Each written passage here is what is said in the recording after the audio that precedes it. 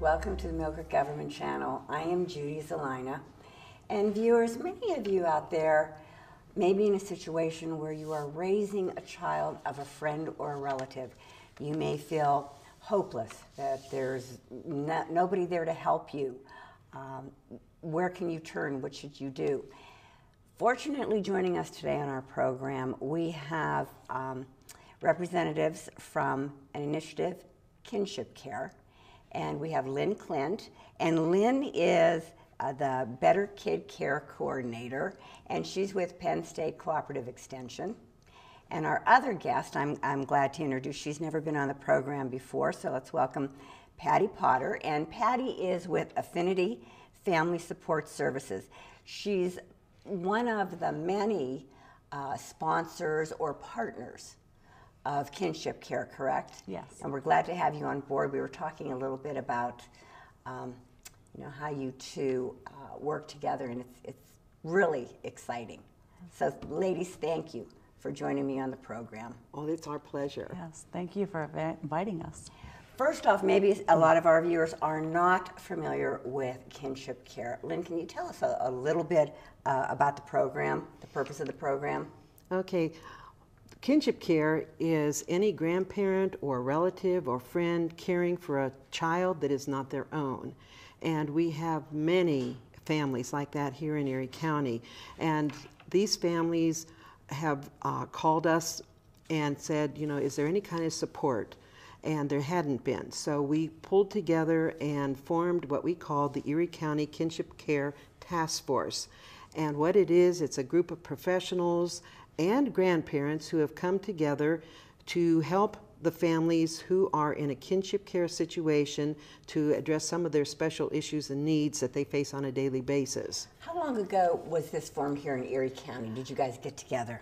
It's been in existence since about 2002, 2004, and it started out with just 3 people who decided that there was a need, and we came together and met with some stakeholders, and the stakeholders then, the ones that were continuing to show interest, pulled together so that we could have this task force. And then the task force then has continued under the leadership of Penn State Extension to provide services to the kinship care families here in Erie County, as well as reaching out to some of our neighboring counties. Oh, really? So you're not right here, you're expanding. Well, we have collaborating extension educators in some of the other counties, okay, and we have oftentimes joined forces so that we could put on larger programs for our families, such as a kinship care retreat, which was a weekend event, which would have been difficult for one county to put on, but being sponsored by the 3 counties, we were able to get the resources we needed to bring these families in for a whole weekend of programming and activities and fun time together. Patty, now how did you get involved? Because you're newly on board pretty much with Kinship Care. How did you get involved? Because what you do with Affinity Family Support Services it's close but not exactly what Kinship Care does, correct? Correct. Well, I got involved last spring when Lynn had contacted our agency asking us if we would be willing to speak at one of their functions for the kinship care providers. So we were glad to be able to do that. And what we do at our agency is we actually provide the treatment for the children and the families who have experienced complex trauma and attachment disruption, who are placed either in adopted homes, kinship care homes, or legal guardianship situations. So we provide the treatment there for all of these children and families. And it's very extensive treatment because typically these children who are residing with kinship's grandparents or who have been adopted had had some sort of trauma in their past. And so they've had multiple traumatic experiences. And so we really help the children work through the trauma, and we work with the parents extensively to help them be able to parent their child in a way that's really nurturing and healing for the children. So that's how we got involved with Lynn, is because she contacted us and wanted us to give a presentation to the kinship care families that they service so nicely. And the reason I contacted her is because we have a Kinship Care family who had gone to their services. And this particular family had been with us for participating in our events and activities for some time. And you could tell that the family was having some issues, especially with parenting, and the children were not responding to the grandparents well, and were not, you know, it was very difficult. And they had connected with the Affinity services, and the change was absolutely phenomenal. Grandma and Grandpa, who are now mom and dad for these 3 children, come into a meeting and the children are so well behaved. They're excited to be there. They actually choose coming to our kinship events over other community activities they could participate in.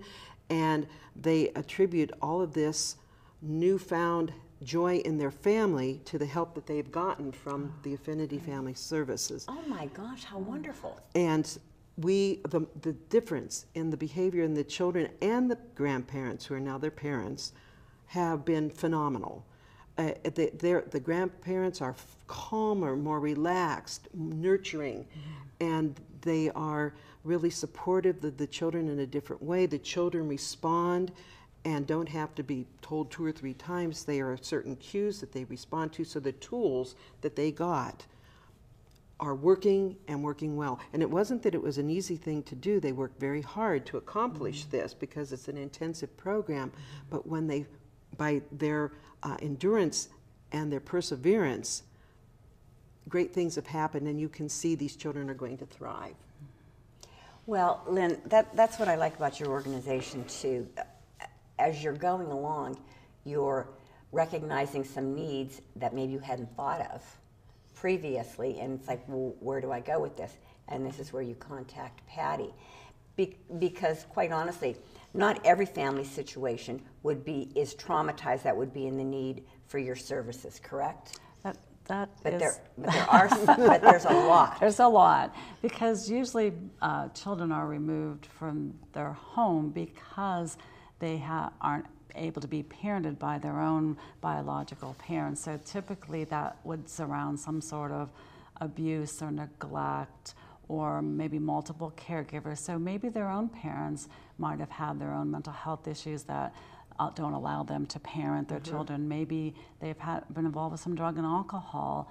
And so these children have typically experienced a lot of trauma by the time they come to their kinship care providers. Well, welcome aboard. We're glad you're here. That brings me to another question. What would be some of the reasons for kinship care? Well, the children are there not because the grandparents want to raise them because they're cute and cuddly. They're there because there has been some family situation that has caused them to leave, as Patty was mentioning some of those. I get it's not uncommon for me to get a call and say, hey, I don't know what to do. My sister dropped her children off at my house and I was to watch them for 3 hours, and now I've got them because she was just incarcerated. Okay. So it might be incarceration. It might be due to mental issues where the parents aren't able to care for the child. It may be sometimes abuse. It may be financial. We had one situation where it was just a divorce, and it was not a very pleasant divorce, and neither parent wanted the children. So it varies with every family. There are multiple reasons, but it's usually because of some issue. We had one where the mother was killed in an accident. The child was with the father, and the father was abusive, and so the grandparents then sought to have the child come in to live with them because of this. We've had other situations where great-grandma and great-grandpa have adopted a child because of maybe mental issues, then both of them passed away within a couple of months. Oh dear. And then oh my gosh. what do you do then? And so you can see the trauma building with the child. See this.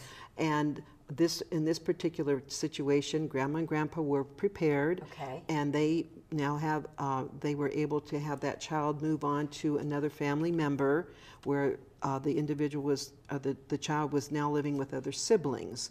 And so she has we've watched this progress over the years because they're one of the early families that we started with, and now she's graduating from high school and has career plans and has made a successful transition in life and is thriving because of the foundation the great-grandparents gave her and the continuation of that through the family she's now with. Oh my gosh, how nice.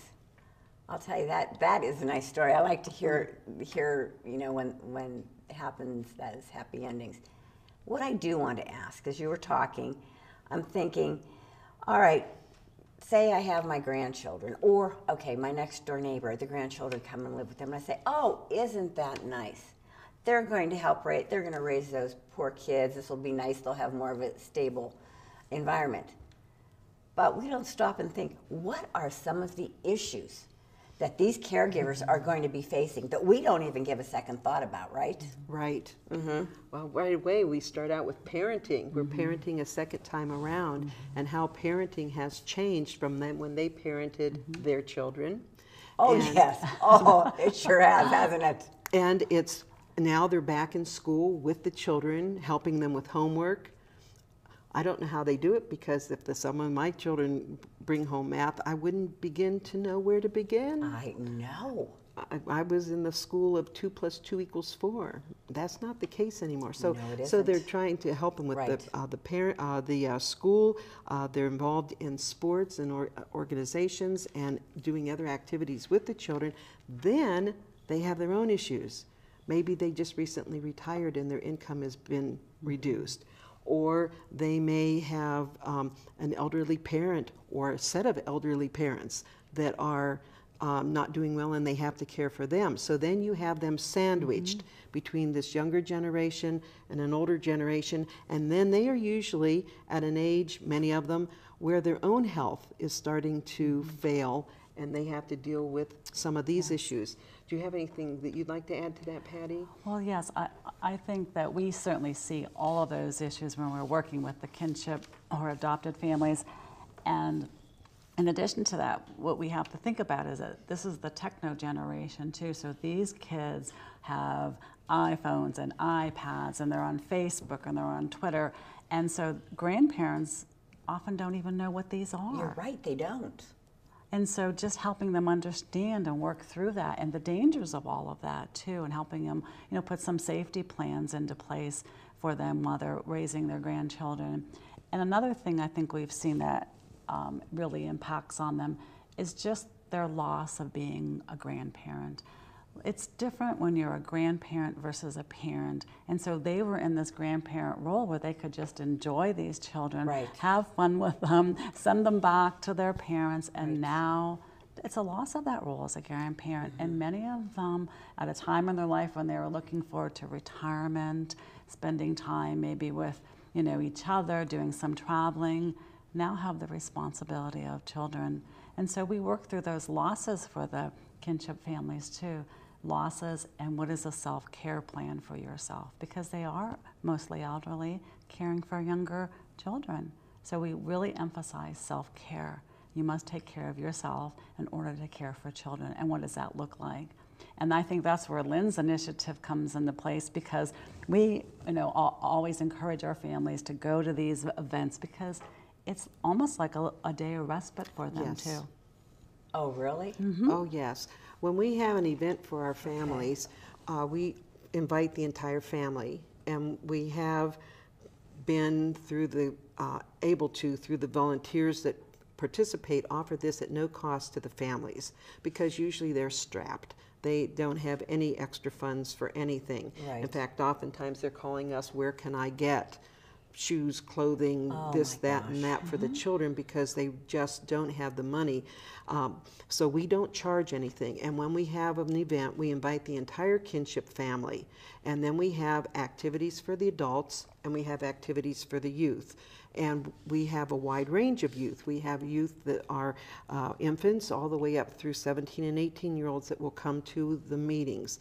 And at that time, while the parents are getting information on things like how to deal with your child and the internet and all this techno stuff, we're in there working with the children with hands-on activities, that are being conducted by qualified people who are able to help them as they may exhibit some of the special issues that they're working with. We have people from Family Services, we have people from the Union City Family Support Center, the Erie Family Center, GCAC, and others, even some of the other kinship grandparents, and we make sure that the people have clearances. Early Connections is another one. Right. They usually provide someone to watch the infants. And then we have volunteers, like my one daughter has volunteered since she was in high school, and this turned her career into one of social services because she says, Mom,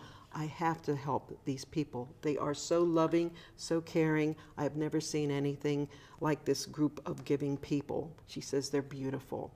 So, but getting back to the sessions then, we had one parent give a beautiful testimonial at the last session we had, and that was back in the fall. And she says, I come here for respite, not only to learn, but for respite.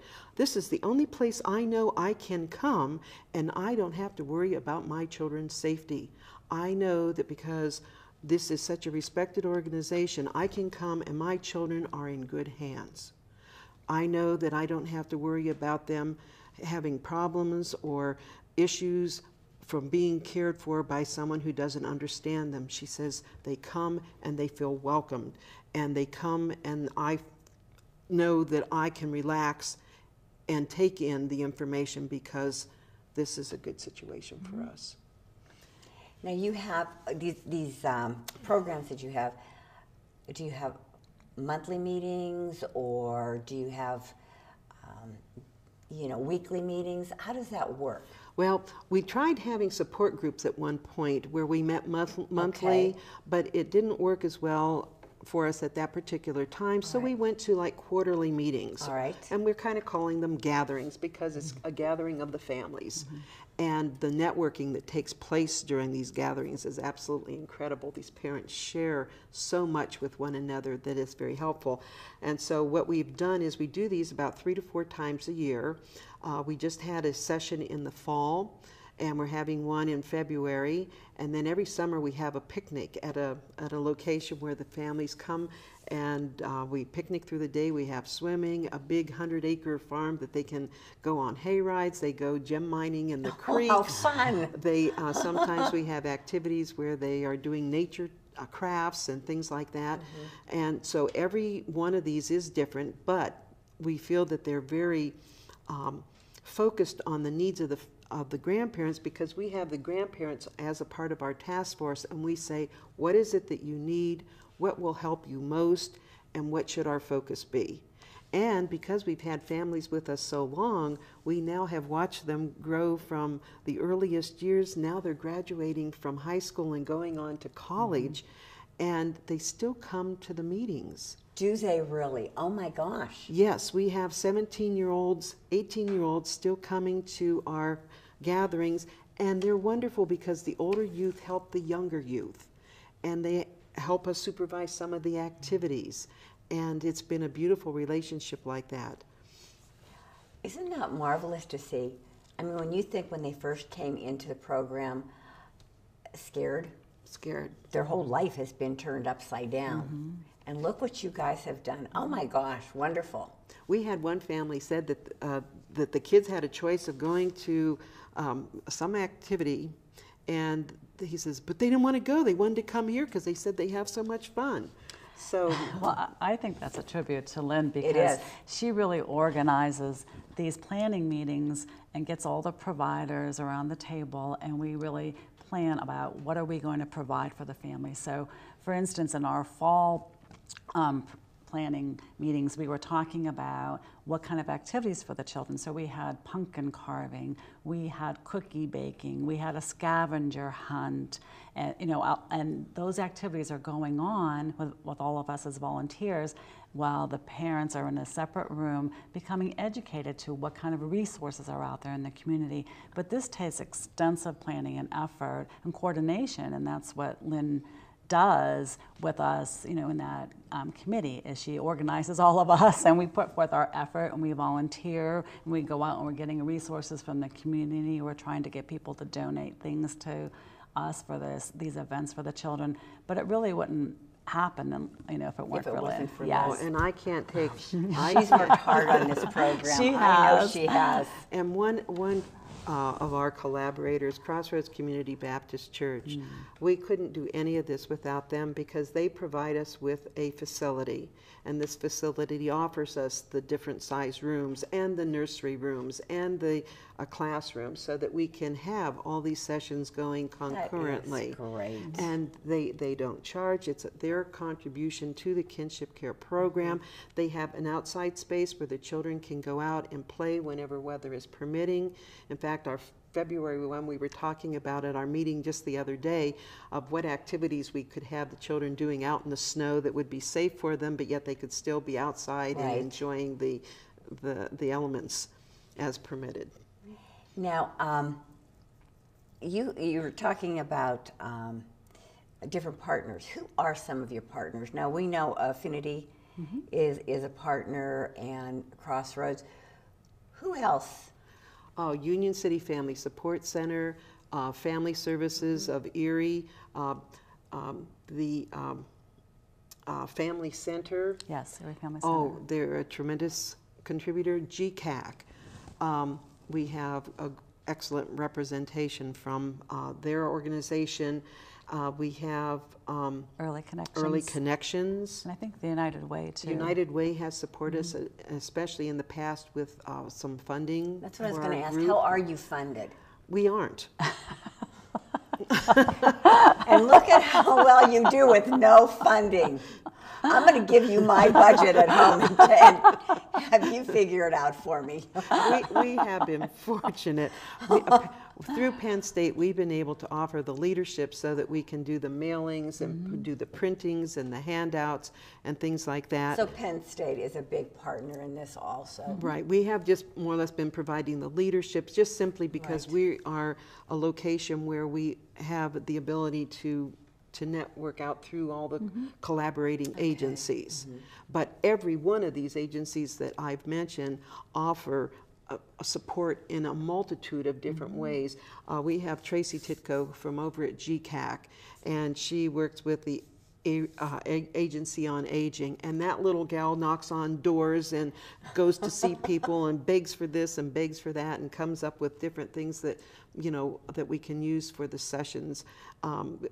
We just tried to, with having no cost for the facility, then we just tried to get donations for maybe a breakfast type of food and beverage that we can serve our families. At times, the church actually has volunteered to make us soup and salad. So we've had contributions like that. So our contributions haven't been great. We actually did a fundraising event. We raised $70 and thought we were rich. There you go.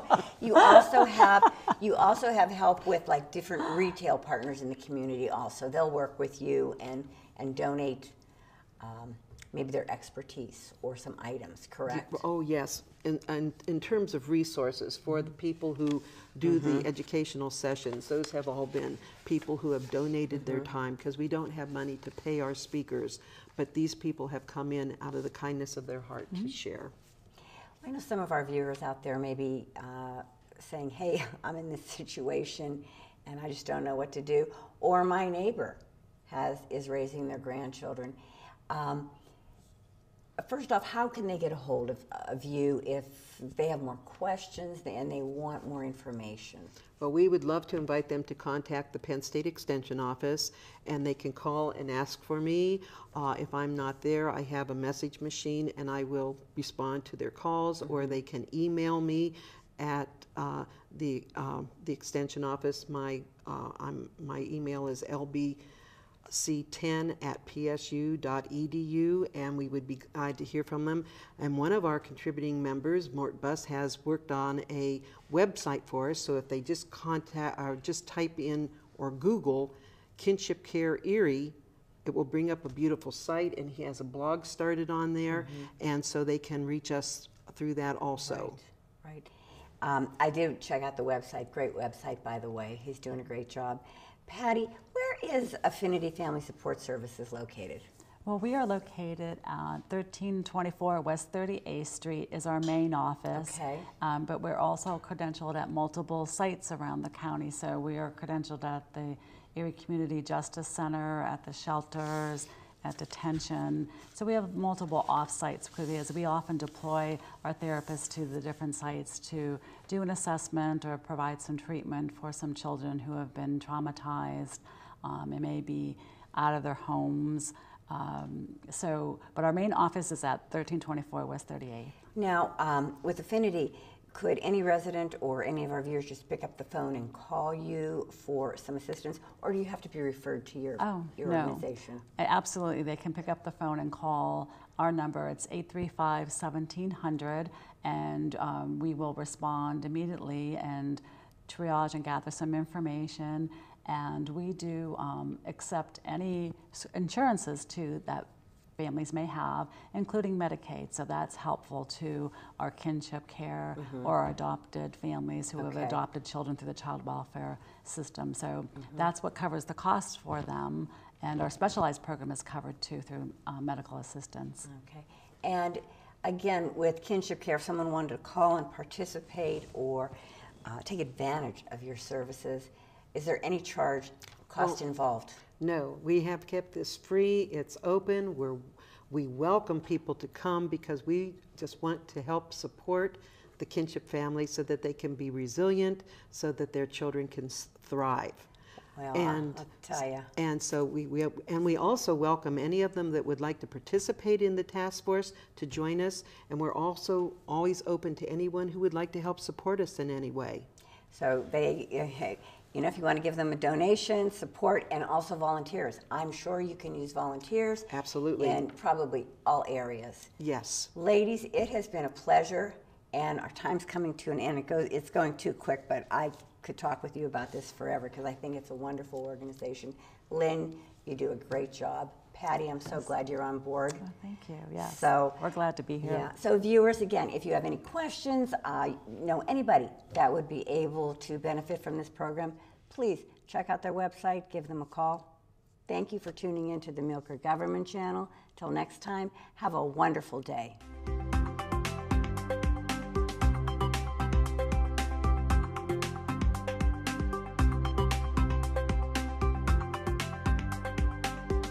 You're watching the Millcreek Government Channel, powered by WQLN Public Media.